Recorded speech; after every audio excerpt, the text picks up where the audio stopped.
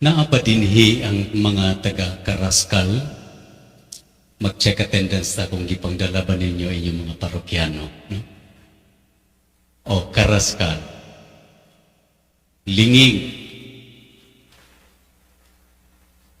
Okay. Barobo. Mangagoy.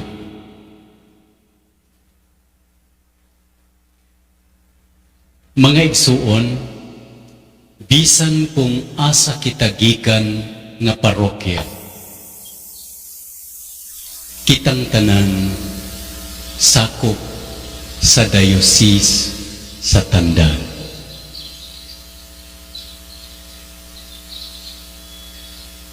Mao kana ang epekto sa misyon. Gikan sa lain-lain nga dapit, gikan sa lain-lain nga kanasuran, tigumon kita sa Ginoo isip usa ka katawhan aron magpasalamat ug magsimba kaniya tungod kay ang atong Dios usa ka Dios nga nag-amuma kanato. Si Papa Francisco adunay usa ka paborito nga pulong nga kanunay niya pagabalik-balikon sa iyang mga wali, sa iyang mga sinulat. Kini nga pulong mao ang pulong care. Pag-amuma, pag-amping.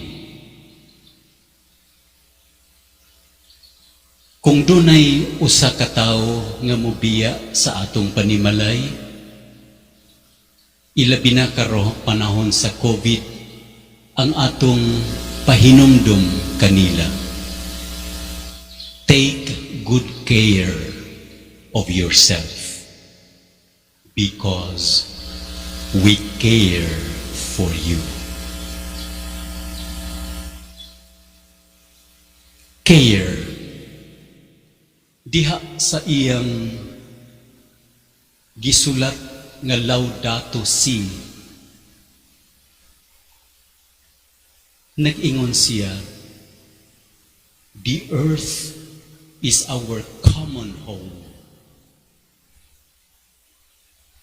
Ang kalibutan maoy atong Pinoy-anan. And we should care for the whole of creation. Dili lang ang katawhan, kundili ang tanan nga kabuhatan. Apil ang atong kinaiyahan.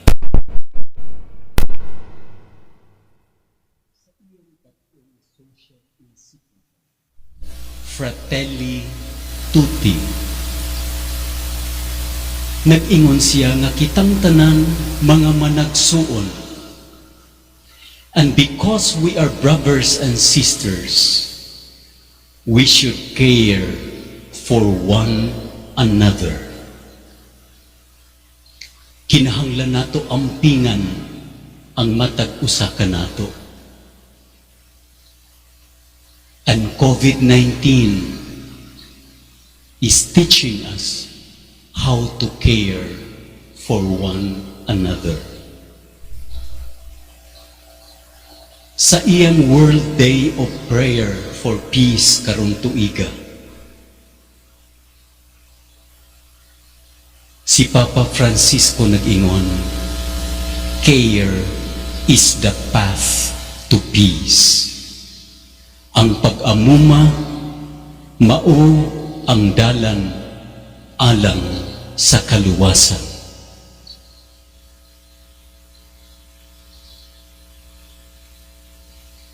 Ang atong mga pagbasa, nagpakita kanato sa usa ka Dios nga nag-amuma kanato. Nag-amuma kanato gikan pa sa iyang pagbuhat sa kalibutan. from creation up to redemption. Ug ang pinakapungkayan nga pagpakita niya sa iyang pag-amping kanato, mao ang iyang pagpadala sa iyang bugtong anak. God sent His only begotten Son to save the world, not to condemn the world. Ang unang misyonero, dili kita, kundili ang Diyos nga Amahan, ang Diyos nga Anak, o ang Diyos nga Espiritu Santo.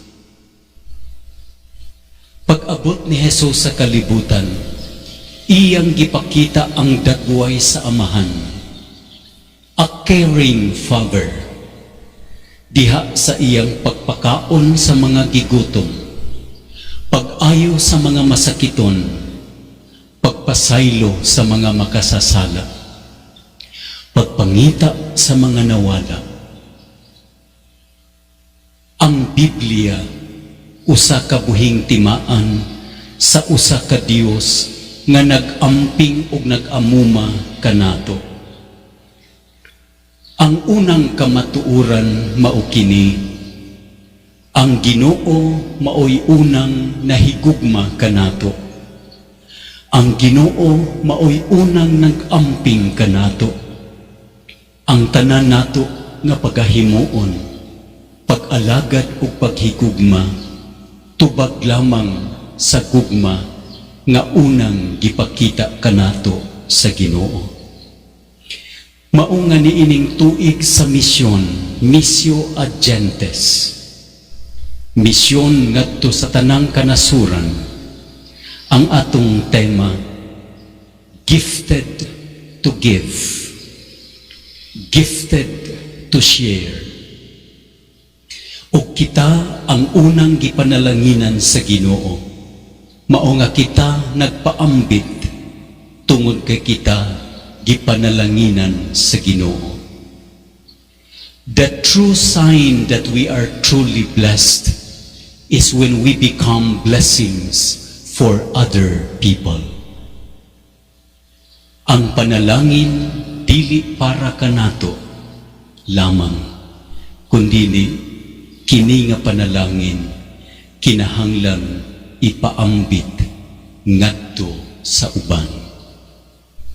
Niining atong pagsaulog sa tuig sa misyon, ato usab gi sa ulog ang tuig ni San Jose, ang bana ni Maria. Matud pa sa apostolic letter ni Pope Francis,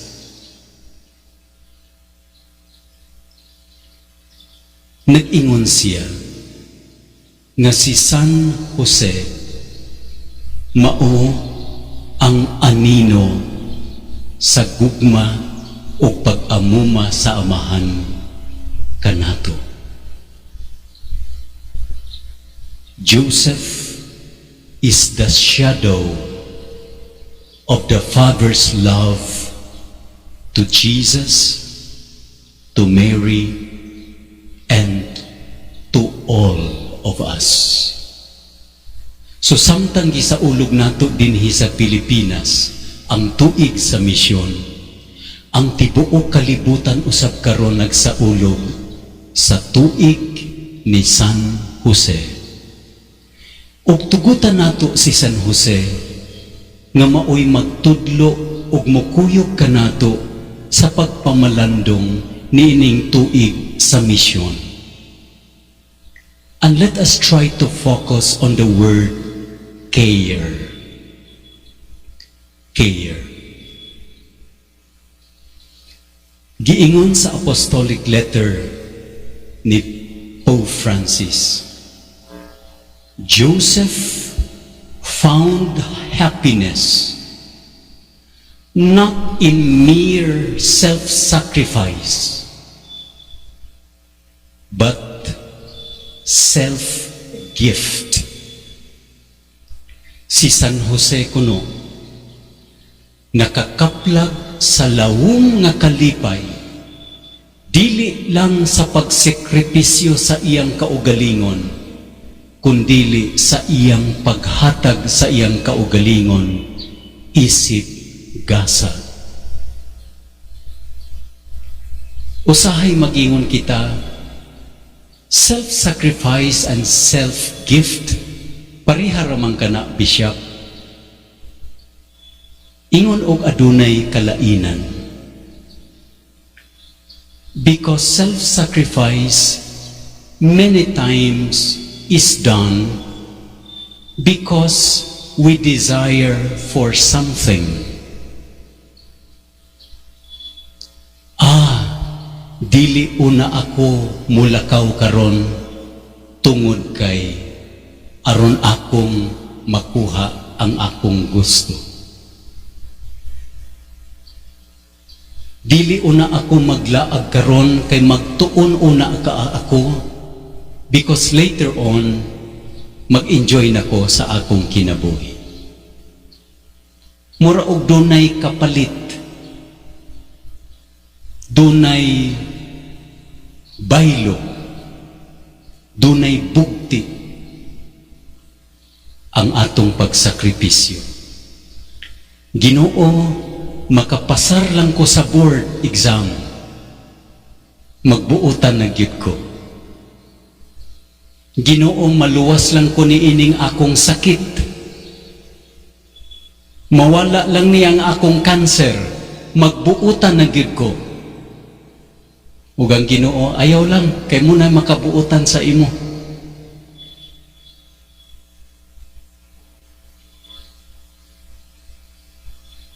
Sige lang, Father, antusa lang ang mga bukid karon, sakripisyo lang, kay maabot ra ang higayon nga ayahay na ang imong parokya.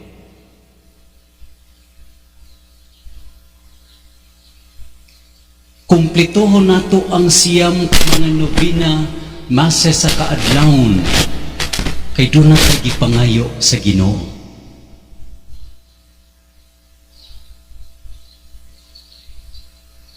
Ingon og ang sakripisyo, doon na siya'y bukti.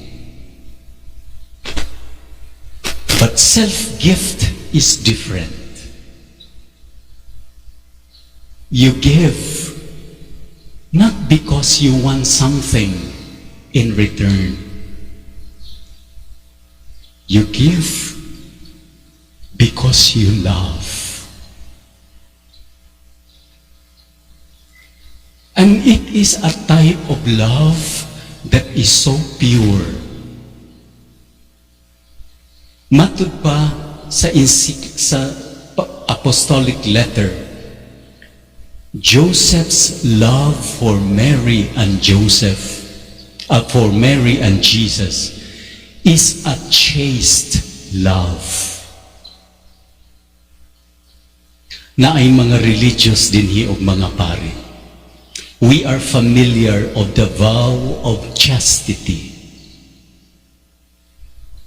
What is chastity?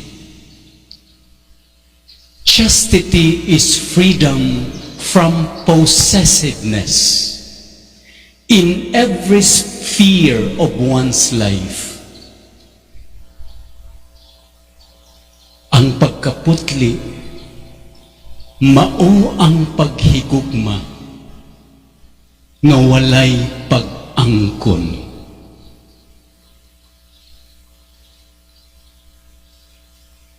Nga mahigugma ka bisan dili maimod.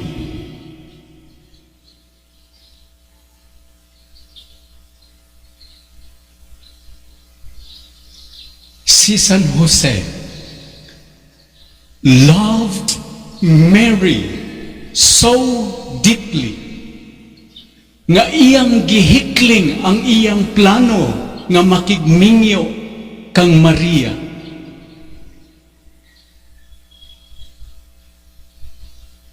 Aron matuman ang plano sa Dios. And yet, He devoted his whole life to Mary and Joseph. Iyang gihigugma si Maria, bisag wala niya maangkon ang iyang pagkababay.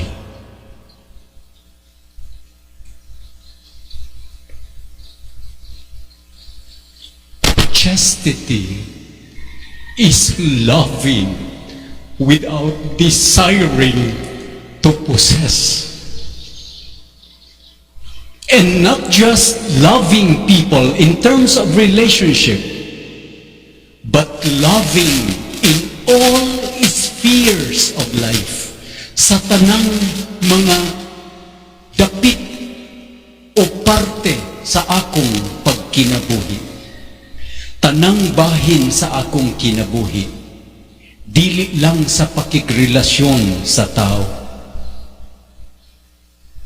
And part of chastity para sa usa ka pari, kanang ibuhos nimo ang imong tanan kusog, ang imong tanan imagination, ang imong tanan pangandoy sa usa ka project nga dili maimo og dili nimo madala.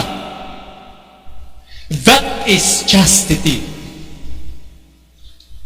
You work for something that you cannot own.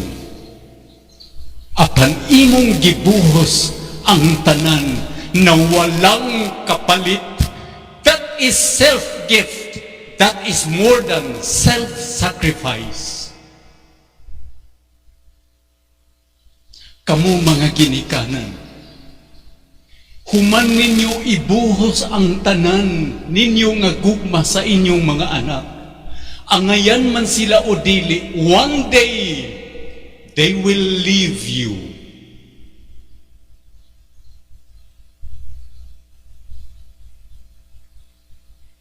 And you feel that they are not yours because they have their own lives. Ug ang tuso nimo ang kamingaw, ang tuso nimo ang pag-inusara, bisan kung nagsakit ka na, kay ang imong mga anak adunay kaugalingong kinabuhi.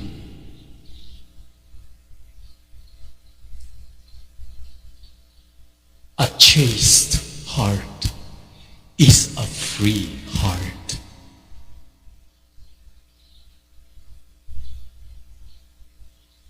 Sa akong pagsuroy sa mga parokya, ilabi na niining panahon sa Misa de Gallo o pakikistorya sa mga leaders o mga tao, walay bisan kis usa kanila nga miingon, gusto na namo mulakaw ang among pari. Ang tanan gayud mo ingon, Bishop, mahimo ba dunay extension o walay reshuffling karong tuiga? Sa unang bahin nalipay ako nga ang akong mga pari inyong gihigupan. Maguol ako kung moingon kamo, kanus bain taon mag-reshuffling Ginoo. Pero malipay ako nga mawili kamo sa inyong pari.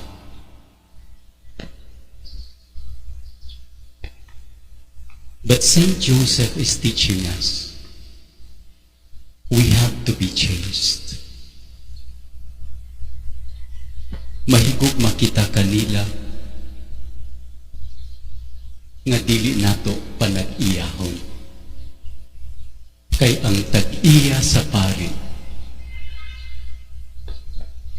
mao ang Ginoo.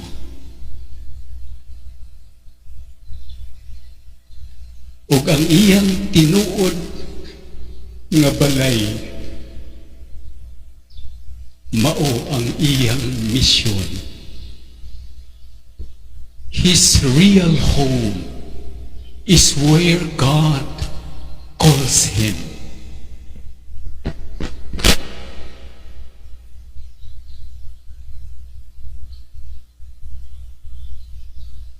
a love that is possessive is dangerous. It is dangerous because a possessive love imprisons.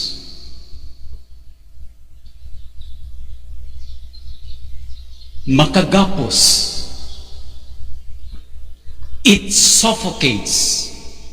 Makalumos. It destroys. Makaguba. But a chaste love is freeing. And when you love, the person you love becomes the best of him or herself. Because that is the only desire of love. To become who you really are.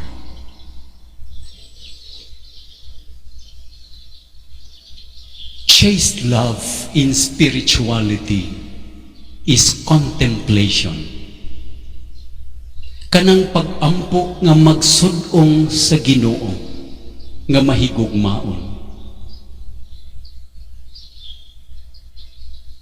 Ug mao kini ang sulbad sa atong problema sa kalibutan. If we are contemplatives in looking at nature, we enjoy nature without destroying it. We enjoy nature without possessing it. It is for everyone. It is not for profit, but it is for everyone. Because the earth is our common home. Wala siguro'y gutumon sa atong palibot. Wala siguro'y dagko nga mga baha o mga landslides nga mahitabo sa atong palibot kung kusog ang ulan. It is because we lost that contemplative eye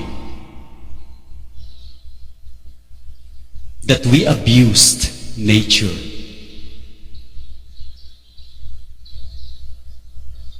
God has blessed us sa atong kinaiyahan. Og naguba ang kinaiyahan tungod kay naguba ang atong kinaiya. Ang atong kinaiya is no longer a caring attitude. It is no longer a love that is chaste, but a love that is manipulative. Today, more than ever, the world needs leaders who care. We need a president who cares. We need a bishop who cares. We need a parish priest who cares. Parishioners who cares. We do not need tyrants. We do not need a dictator. We need someone who cares. And that is what will save the world. Persons who care. And mission agentis is reaching out to the farthest coast, going to other nations, sharing the gift that we cannot own because it is a gift of salvation from God. And we want to share it to everyone. Saint Joseph, niining imong tuig sa tibuok simbahang Katoliko. Tudloi kami sa paghigugma nga puno sa pag-amuma ng among gugma mahimong panalangin sa tanan nga gihigugma sa Dios.